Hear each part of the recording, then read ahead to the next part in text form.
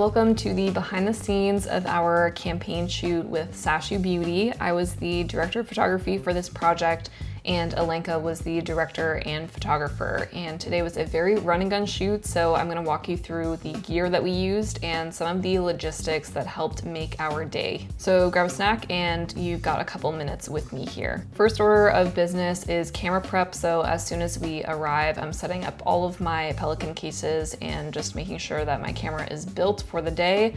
Let's talk about all of the gear that I am now rigging onto my camera. So as a solo operator, something that's really important to me is how heavy my camera is.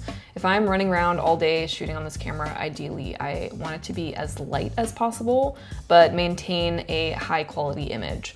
So the rig that I have here is the Sony FX3 paired with the DZO Vespid Primes. Yes, these were sent to me, and yes, I wanted to test them, but I do have my reason as to why we chose these lenses. I also have the Sony FX3 rigged out with a bunch of SmallRig accessories, one of which is the top handle extension. This is very similar to how the top handle of the FX6 looks.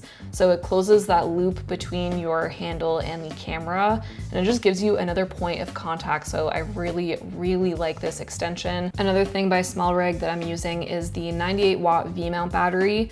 This is powering my camera through a USB-C cable, as well as my monitor and the wireless transmission. And to power all of that with just one battery swap is honestly a game changer in terms of timing.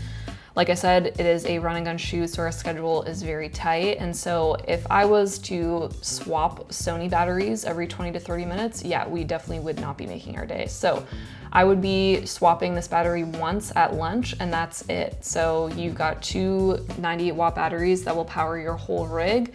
To me, that is a huge game changer and saves a ton of time. Another thing that helped make our day is kind of counterintuitive, but I chose to shoot on primes, and shout out to DZO for sending me these Vespid Primes.